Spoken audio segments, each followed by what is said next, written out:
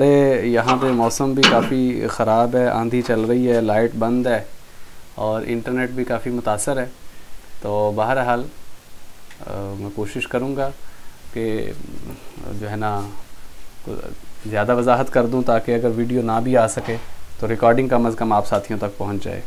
आज का जो हमारा लेक्चर है ये बड़ा अहम टॉपिक है हदीस की इस्तिलाहात का।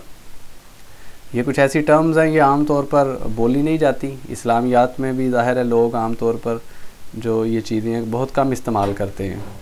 तो हदीस की अक़साम सनद के एतबार से, हदीस की अक़साम उसकी सेहत के एतबार से, इसी तरह हदीस की अक़साम उसकी निस्बत के एतबार से, यूँ समझ लेंगे तीन अहम टॉपिक आज हम क्लियर करेंगे। आगे सारी उसकी अक़साम है, अगर आपको वाइट बोर्ड पर नज़र आ रहा हो तो ठीक है, नहीं तो मैं बोल दूँगा साथ साथ। तो सबसे पहले जो सबसे छोटा टॉपिक है उसको क्लियर कर लेते हैं निस्बत के एतबार से, यानी निस्बत हदीस की किसकी तरफ की जाती है। तो इसमें आम तौर पर सबसे पहले हदीस क़ुदसी आती है, उसके बाद मरफ़ू हदीस आती है, मरफ़ू के बाद मौक़ूफ़ रवायत आती है और मौक़ूफ़ के बाद मक़तू रवायत आती है। ये चार लफ्ज़ आप याद रख लें। हदीस क़ुदसी उस हदीस को कहते हैं कि जिसकी निस्बत अल्लाह ताला की तरफ हो, यानी आप अलैहिस्सलाम ये फ़रमाएँ कि लोगों अल्लाह ताला ये फ़रमाता है, ठीक है। जैसे सही मुस्लिम की बड़ी मशहूर रवायत है हज़रत अबू ज़र ग़फ़ारी रज़ी अल्लाह ताला अन्हु की, कि जिसमें अल्लाह ताला यानी आप अलैहिस्सलाम ने फ़रमाया कि अल्लाह ताला फ़रमाते हैं या इबादी कुल्लुकुम जाइउन इल्ला मन अतअमतुहु, कि तुम सारे के सारे भूखे हो सिवाय उनके जिनको मैं खाना खिलाता हूँ। इसी तरह काफ़ी मुफस्सल रवायत है। तो ये इसको कहते हैं हदीस क़ुदसी।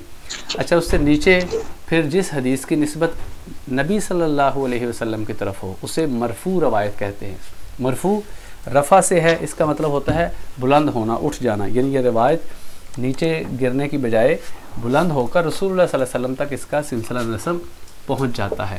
यानी जिसमें रावी ये बयान करे कि रसूलुल्लाह सल्लल्लाहु अलैहि वसल्लम ने फ़रमाया, तो उसको हदीस मरफ़ू कहते हैं। ये समझ लें निस्बत के एतबार से इसकी अक़साम है, निस्बत के एतबार से। अच्छा, याद रखें जब भी हदीस की किस्में पूछी जाती हैं तो ऐसे नहीं पूछी जाती, उसके साथ पूछी जाती है वजह कि किस एतबार से किस्में पूछी जा रही हैं। ये तो निस्बत के एतबार से मरफ़ू। अब मरफ़ू से नीचे मौक़ूफ़, यानी जब ये कहा जाए कि हज़रत अब्दुल्ला बिन उमर रज़ी अल्लाह ताला अन्हु ने फ़रमाया, या हज़रत उमर रज़ी अल्लाह ताला अन्हु ने फ़रमाया, या कोई सहाबी जिसका नाम लेकर कहा जाए कि उन्होंने फ़रमाया, तो आम तौर पर जब ये इस तरह की चीज़ें बयान की जाती हैं तो सुनने वालों को कभी कभी शुबा हो जाता है। यानी बयान करने वाला ये कह रहा होता है कि हज़रत उमर रज़ी अल्लाह ताला अन्हु ने फ़रमाया, और सुनने वाला उसे हदीस यानी मरफ़ू समझ रहा होता है, जबकि ये मरफ़ू नहीं, ये मौक़ूफ़ रवायत है, क्योंकि इसकी निस्बत एक सहाबी की तरफ है। इसी तरह सहाबी से नीचे अगर ताबी का कोई कौल हो तो उसको मक़तू कहते हैं। तो यूँ समझ लें कि सबसे ऊपर अल्लाह ताला, उसके बाद रसूलुल्लाह सल्लल्लाहु अलैहि वसल्लम, फिर सहाबी और फिर ताबी, यानी इनकी तरफ जो ये निस्बतें होती हैं। और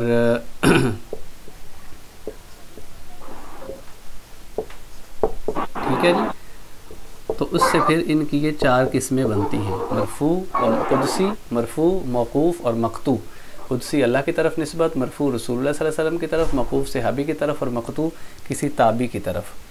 ठीक है जी, ये तो चार किस्में होगी उसकी निस्बत के एतबार से कि हदीस कहाँ तक निस्बत उसकी पहुँच रही है, या कहाँ तक उसको बयान करने वाला कौन है। क्या अल्लाह बयान फरमा रहे हैं, क्या रसूलुल्लाह सल्लल्लाहु अलैहि वसल्लम बयान फरमा रहे हैं, क्या सहाबी बयान फरमा रहे हैं, क्या कोई ताबी बयान फरमा रहे हैं। अच्छा, यहाँ पे ये बात भी समझ लें कि हदीस के लिए आम तौर पर जो लफ्ज़ बोला जाता है हदीस, ठीक है, इसके लिए एक लफ्ज़ ख़बर भी बोला जाता है और इसके लिए एक लफ्ज़ असर भी बोला जाता है। ये तीन लफ्ज़ हैं, हदीस, ख़बर, असर। तो वैसे तो ये एक दूसरे के माने में अक्सर इस्तेमाल हो जाते हैं। इसमें सबसे जो कॉमन लफ्ज़ है ना वो ख़बर है। ये ख़बर हदीस के लिए मतलब अल्लाह की बात के लिए भी ख़बर, रसूलुल्लाह सल्लल्लाहु अलैहि वसल्लम की बात के लिए भी ख़बर, सहाबी की बात के लिए भी ख़बर, ताबी की बात के लिए भी ख़बर। ये ख़बर एक जामे टर्म है।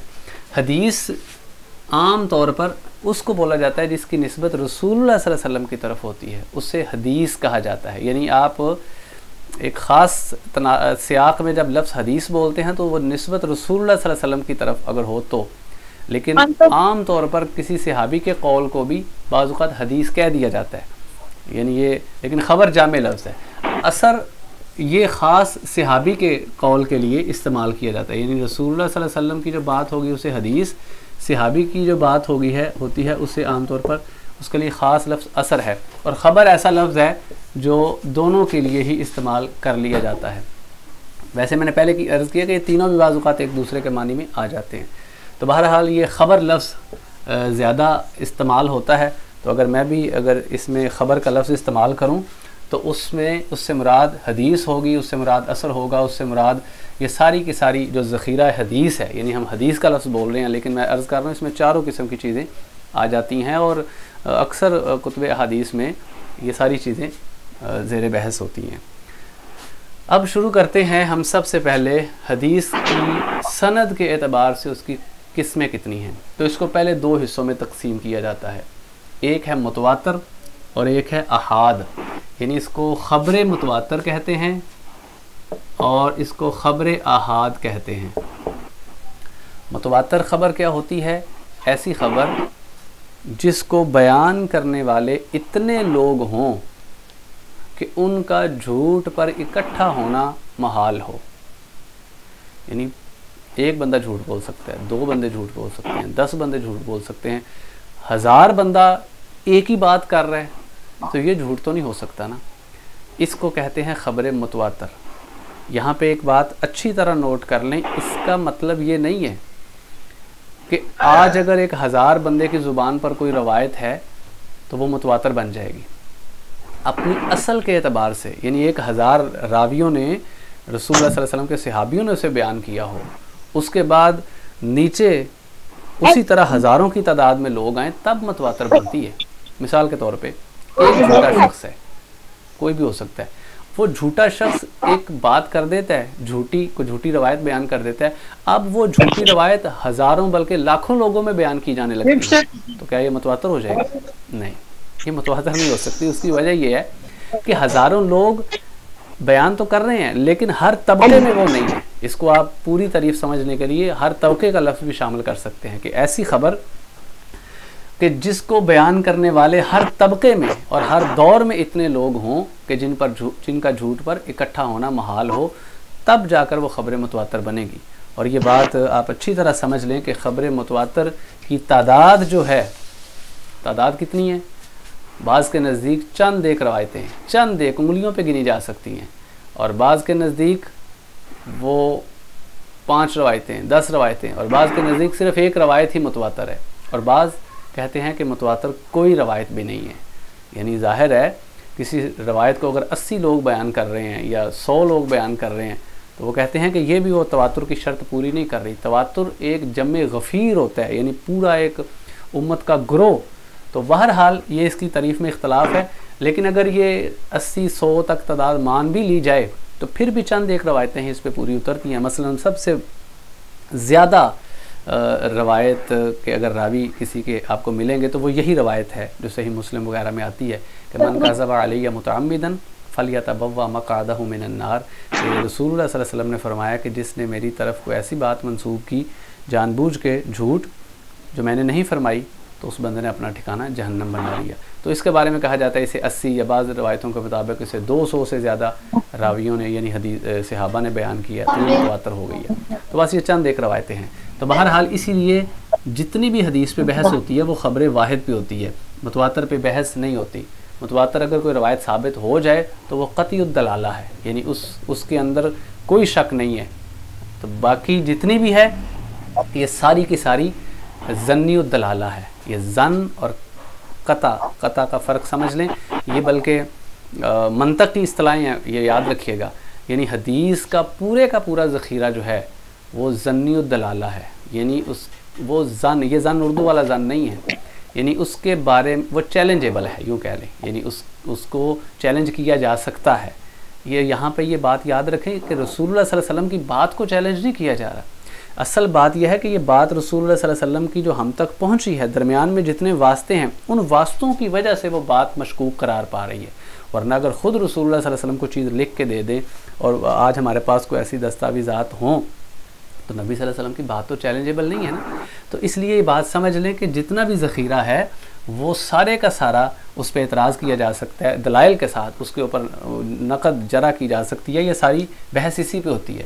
حدیث کے یاد رکھیے گا 2 حصے ہوتے ہیں، ایک حدیث کا ہوتا ہے متن، ہم عام طور پہ اسی کو پڑھتے سنتے ہیں کہ انما الاعمال بالنیات، آپ صلی اللہ علیہ وسلم نے فرمایا اعمال کا دار و مدار نیتوں پر ہے، لیکن حدیث کا اس سے اوپر ایک حصہ ہوتا ہے جسے سند کہتے ہیں۔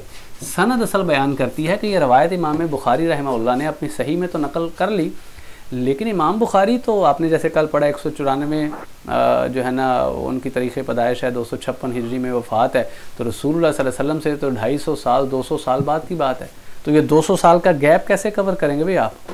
تو امام بخاری پھر اس 200 سال کے گیپ کو کور کرنے کے لیے سند بیان کرتے ہیں کہ مجھے میرے فلاں استاد نے بیان کیا، انہوں نے بیان کیا تھا، ان کے استاد نے، ان کے استاد نے، پھر اس کی وہ ساری سند بیان کرتے ہیں، اور یہ سند ہی ہے جس پر بحث کی جاتی ہے زیادہ، اور اگر یہ ٹھیک ہے تو متن ٹھیک قرار پائے گا، سند کے اندر کوئی نقص ہے تو متن پھر وہ ٹھیک قرار نہیں پائے گا۔ تو اس لیے یاد رکھیے گا خبر احاد پہ ساری بحث ہے، متواتر پہ بحث نہیں ہوتی۔ خبر واحد اس کی 3 قسمیں کی جاتی ہیں، مشہور، عزیز، غریب۔ مشہور اس کو کہتے ہیں، سادی زبان میں سمجھ لیں، کہ جس کے ہر طبقہ میں کم از کم راویوں کی تعداد 3 ہو۔ عزیز اس کو کہتے ہیں جس کے ہر طبقہ میں کم از کم راویوں کی تعداد 2 ہو۔ غریب اس کو کہتے ہیں جس میں کم از کم راویوں کی تعداد 1 ہو۔ یہاں پہ پھر یاد رکھیں یہ صرف سند کے اعتبار سے اس کی بحث ہے، اس کا مطلب یہ نہیں ہے کہ جو ہے نا ہر مشہور حدیث صحیح ہو جاتی ہے یا ہر مشہور، وہ بعد میں ہم پڑھیں گے کہ حدیث کو قبول یا رد کرنا ہے، اس میں کیا دیکھنا ہے، اس میں نہیں دیکھنا۔ حدیث مرفوع ہے، ضعیف بھی ہو سکتی ہے، صحیح بھی ہو سکتی ہے۔ حدیث موقوف ہے، صحیح بھی ہو سکتی ہے، ضعیف بھی ہو سکتی ہے۔ حدیث مقطوع ہے یا حدیث قدسی ہے، وہ صحیح بھی ہو سکتی ہے، غلط بھی ہو سکتی ہے۔ یعنی اب اس کا یہ مطلب نہیں ہے کہ نعوذ باللہ اللہ کی بات غلط ہو گئی ہے، یعنی یہ مطلب نہیں ہے کہ رسول اللہ صلی اللہ علیہ وسلم کی بات غلط ہو گئی ہے یا ضعیف ہو گئی ہے۔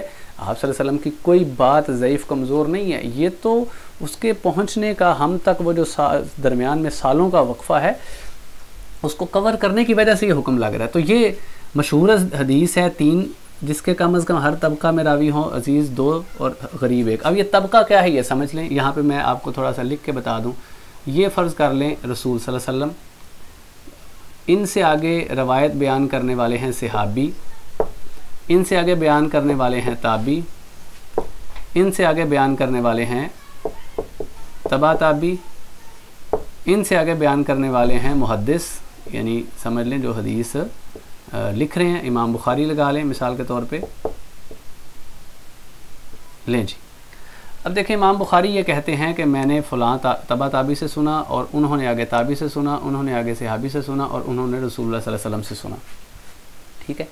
اگر یہ ہو تو اس کو کہیں گے کہ یہ روایت غریب ہے، کیونکہ اس کا یہ ایک طبقہ ہے، دوسرا طبقہ، تیسرا طبقہ، چوتھا طبقہ، اس کے ہر طبقہ میں 1 راوی ہے بس۔ ایک بندے نے رسول اللہ صلی اللہ علیہ وسلم سے سنا، اسی ایک صحابی سے ایک تابعی نے سنا، ایک تابعی سے ایک تبع تابعی نے سنا، ایک تبع تابعی سے محدث نے بیان کر دیا۔ یہ کون سی روایت ہوگی؟ غریب۔ میں پھر عرض کر دوں اس کا مطلب یہ نہیں ہے کہ یہ ضعیف ہو گئی ہے، مطلب انما الاعمال بالنیات جو روایت ہے نا وہ غریب روایت ہے، وہ حضرت عمر رضی اللہ تعالیٰ عنہ کے علاوہ اور کوئی صحابی بیان نہیں کرتے، تو یہ غریب ہے اپنی سند کے اعتبار سے، لیکن مقبول ہے، صحیح ہے، مانی جاتی ہے۔ اچھا، اب مثال کے طور پہ یہاں پہ رسول اللہ صلی اللہ علیہ وسلم کے بعد ایک صحابی نہیں، یہاں پہ ہم کر لیتے ہیں آپ صلی اللہ علیہ وسلم سے 2 صحابہ نے یہ روایت سنی ہے، ٹھیک ہے، 2 صحابہ نے روایت سنی ہے۔ اچھا، اور یہ جو تابعی ہیں، یہ دونوں صحابی سے نیچے جو تابعی ہیں وہ ان دونوں صحابہ سے بیان کرتے ہیں، یعنی وہ کہتے ہیں میں نے اس صحابی سے، پہلے صحابی سے بھی سنی ہے، دوسرے صحابی سے بھی سنی ہے، پہلے صحابی بھی فرما رہے ہیں کہ رسول اللہ صلی اللہ علیہ وسلم نے فرمایا، دوسرے صحابی بھی فرما رہے ہیں رسول اللہ صلی اللہ علیہ وسلم نے فرمایا، اور پھر آگے وہ سارا سلسلہ آگے ایک ہو جاتا ہے۔ تو یاد رکھیں اب بھی روایت غریب ہی ہے، کیوں غریب ہے؟ کیونکہ ایک طبقے میں تو 2 راوی ہو گئے ہیں، لیکن دوسرے طبقے میں بھی اکیلا ہے، تیسرے میں بھی اکیلا ہے، آگے اکیلے ہیں۔ اس کا مطلب ہے کہ 2 صحابی ہوں کم از کم، اور پھر آگے 2 تابعی ہوں، اور پھر بھی اس وقت تک غریب نہیں، اس کی غرابت نہیں ہٹے گی جب تک تبع تابعی یعنی تیسرے طبقے میں بھی 2 تبع تابعی نہ ہوں۔ اب مثال کے طور پہ یہ محدث بیان کرتے ہیں کہ میں نے ان سے سنا، انہوں نے ان سے سنا، انہوں نے ان سے سنا، انہوں نے ان سے، یہ ایک سند۔ دوسری سند میں کہتے ہیں کہ میں نے فلاں تابعی سے سنا، انہوں نے فلاں تابعی سے سنا، انہوں نے فلاں تابعی سے سنا، انہوں نے فلاں سے، تب جا کر روایت یہ ہے، یہ عزیز بنے گی، یعنی اس کی اب 2، ہر طبقے میں کم از کم 2 راوی ہیں۔ رسول صلی اللہ علیہ وسلم تو ایک ہی رہیں گے، ان کی تو بات ہے، وہ تو نہیں 2 ہو سکتے نا، تو ہر یعنی صحابی بھی 2 ہیں کم از کم، زیادہ بھی ہو سکتے ہیں، تابعی بھی 2 ہیں کم از کم، زیادہ بھی ہو سکتے ہیں، تبع تابعی بھی 2 ہیں کم از کم، زیادہ بھی ہو سکتے ہیں، یہ اس کے طبقے ہیں۔ اچھا ایک اور اس میں اسی کو میں تھوڑا سا چینج کر کے آپ کو سمجھاتا ہوں۔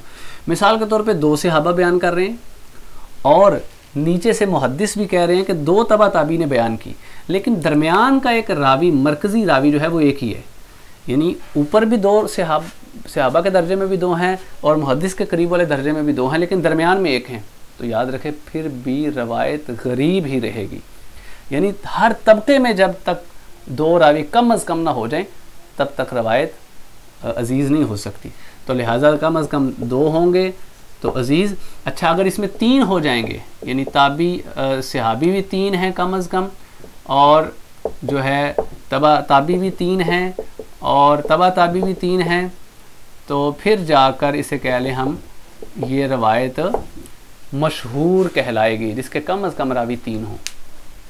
اور یہاں پہ عام طور پہ جب آپ حدیثوں کی کبھی سندیں آپ کو دیکھنے کا اتفاق ہو، تو ہوتا عام طور پہ یہ ہے، عموماً ایک صحابی بیان کر رہے ہوتے ہیں، اور ان صحابی سے آگے 10 لوگ بیان کرتے ہیں، 10 لوگ، کیونکہ وہ آگے جیسے حدیث پڑھاتے تھے پھر، اور ان 10 سے پھر آگے 10 مزید لوگ بیان کر رہے ہیں، تو سمجھ لیں 100 لوگ۔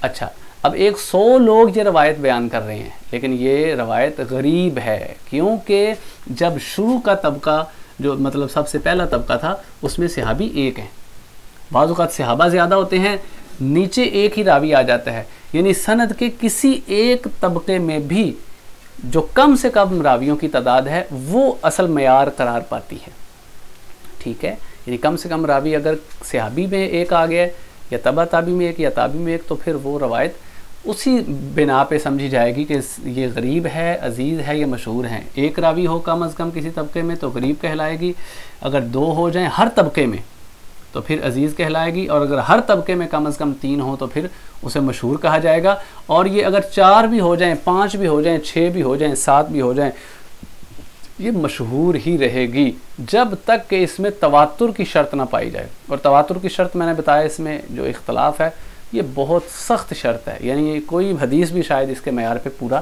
نہ اترے۔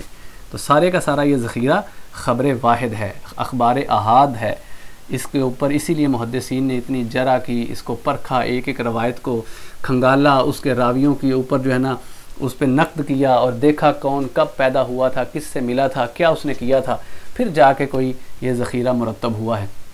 یہاں پہ یہ بھی یاد رکھیں کہ بعض اوقات مشہور اس روایت کو بھی کہہ دیا جاتا ہے جو لوگوں میں مشہور ہو جائے، ایک اس کی یہ تعریف بھی ہے کہ لوگوں میں مشہور ہو گئی ہے۔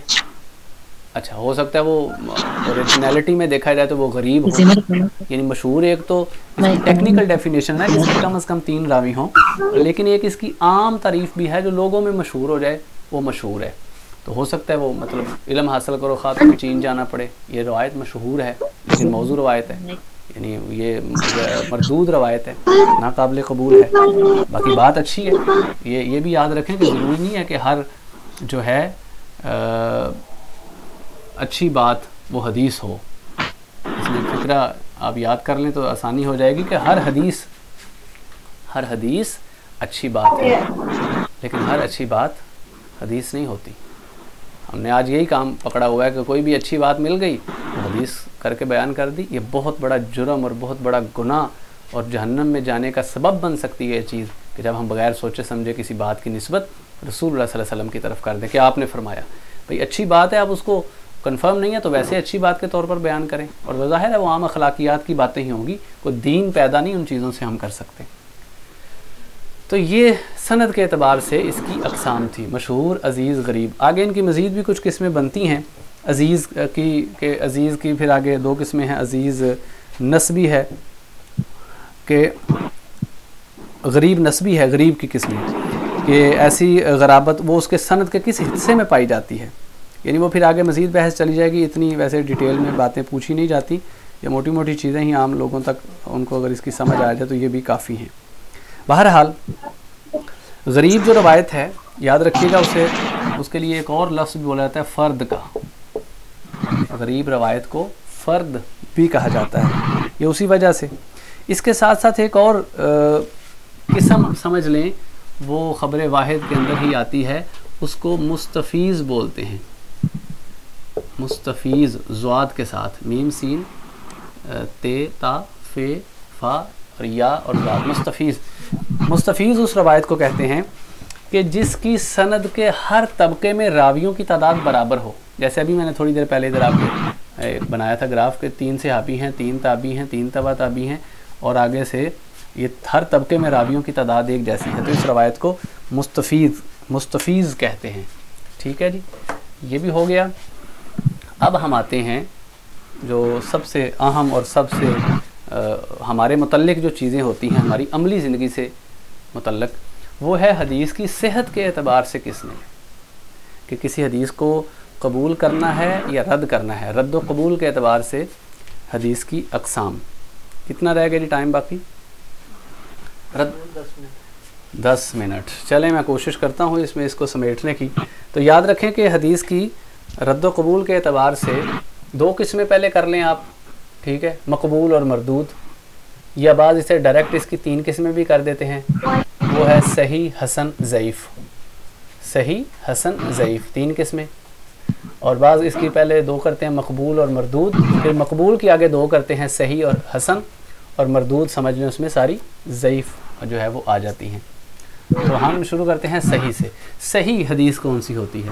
یاد رکھیں، یہ میں نے پہلے بھی ایک لیکچر میں غالباً پرسوں یہ بات کہی تھی کہ صحیح کا یہ مطلب اردو والا صحیح نہیں ہے، یہ صحیح محدثین کی اصطلاح ہے، وہ حدیث جس کے اندر 5 شرائط پائی جائیں وہ صحیح کہلاتی ہے۔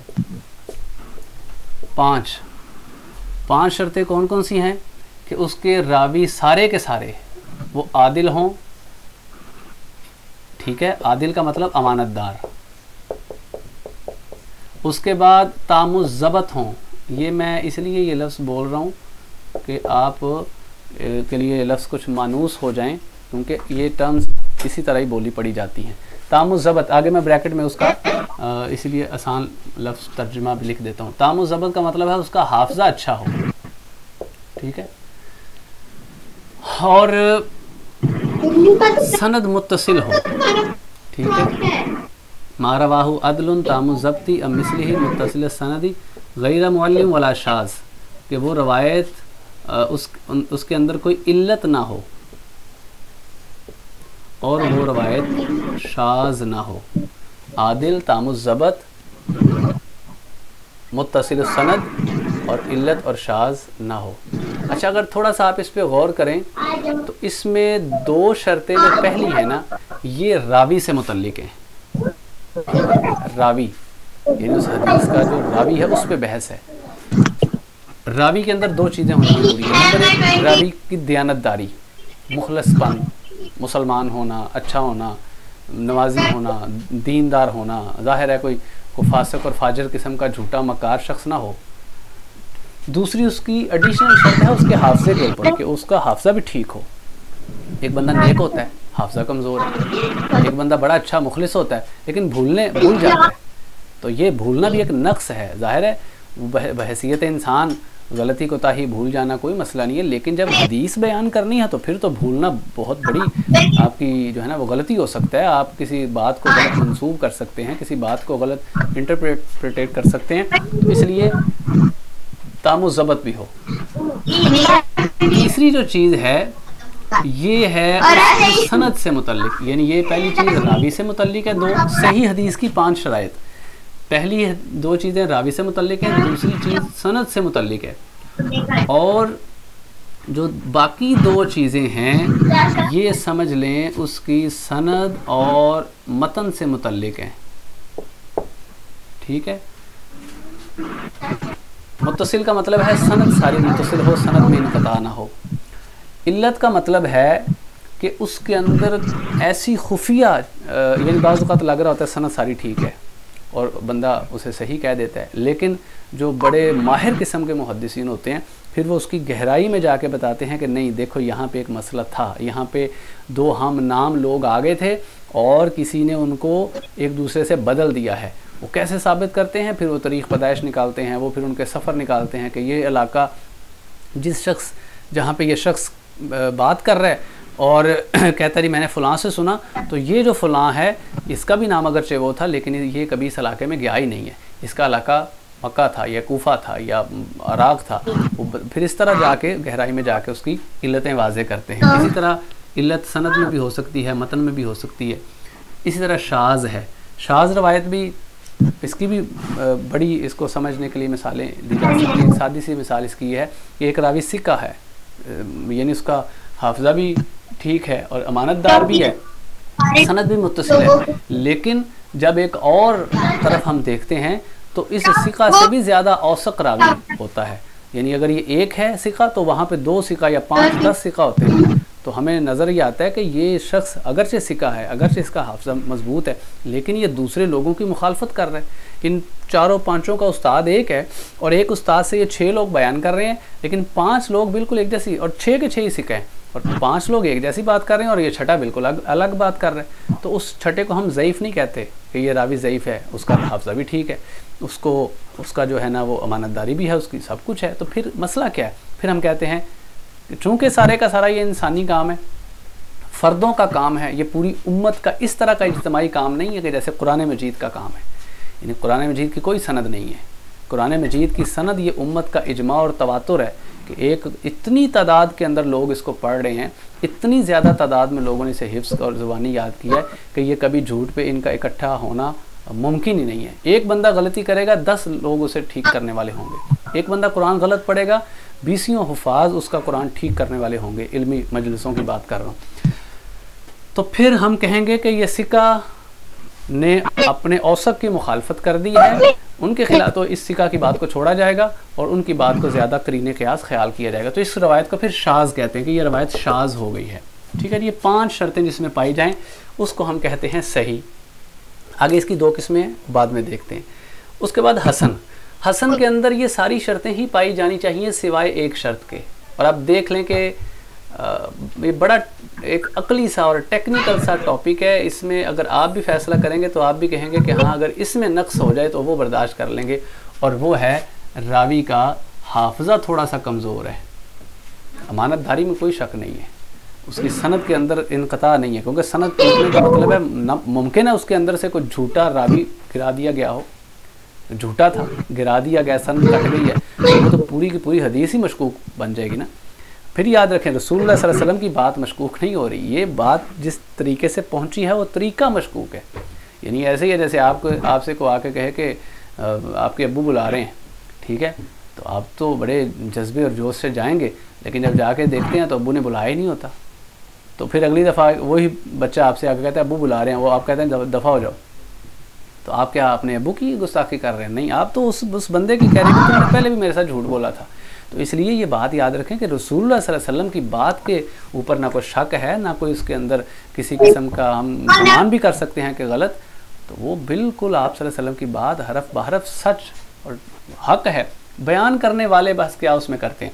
تو راوی کا حافظہ جب تھوڑا سا کمزور ہو جائے، عدالت ٹھیک ہو، سند کا اتصال ہو، کوئی علت نہ ہو، روایت شاذ نہ ہو، تو پھر ہم کہتے ہیں کہ اب یہ روایت اس ایک شرط کے کم ہونے کی وجہ سے حسن پہ آ گئی ہے. یاد رکھیں حدیث سب سے بہترین صحیح، دوسرا درجہ حسن، یہ دونوں ہی مقبول ہیں. صحیح روایت بھی قابل قبول ہے، حسن روایت بھی قابل قبول ہے، مانی جا سکتی ہے، مان لینا چاہیے. ٹھیک ہے، اگرچہ راوی کا حافظہ تھوڑا کمزور ہے، لیکن ظاہر ہے وہ شاذ نہ ہو، یعنی یہ نہ ہو کہ اپنے سے دوسروں کی مخالفت کیے جا رہا ہے، کو اس میں اور خفیہ علت نہ ہو، صرف راوی کے حافظے کے بارے میں تھوڑا بہت. اور وہ بھی راوی کے حافظے کا مطلب یہ نہیں ہے کہ وہ بالکل مخبوط الحواس ہو یا جو ہے وہ ساری روایتوں کو گڑمڑ کر کے بیان کر دیتا ہو، کوئی پرواہ نہ کرتا ہو. نہیں، اس کا یہ مطلب نہیں ہے. یعنی اس پہ بڑی معمولی سی جرا ہو کہ اس کا حافظے میں تھوڑا سا شک ہے، تو پھر حسن پہ آ جائے گی۔ حسن بھی مقبول درجہ ہے۔